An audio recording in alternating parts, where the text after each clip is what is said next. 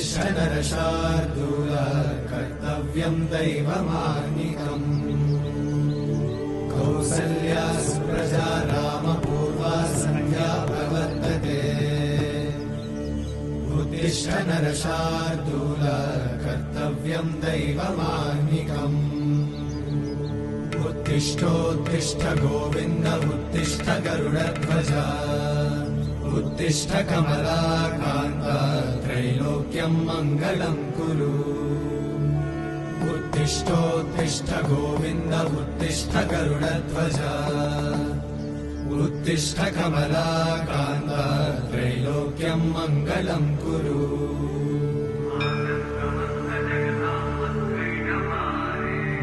समस्त जगताम् मधुकैटभारे वक्षो विहारी मनोहर दिव्यमूर्ते श्रीस्वामि निश्रित जनप्रिय दानशीले श्रीवेङ्कटेश दयिते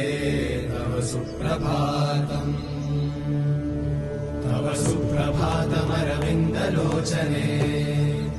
भवतु प्रसन्नमुखचन्द्रमण्डले विधिशङ्करेन्द्रवनिताभिरचिते वृषशैलनाथ दयिते दयानिधे अत्र्यादिसप्तऋषयः समुपास्य सन्ध्या आकाशसिन्धुकमलानि मनोहराणि आदाय पादयुगमर्चयितुम् प्रपन्ना शेषाद्रिशेखर विभो तव सुप्रभातम्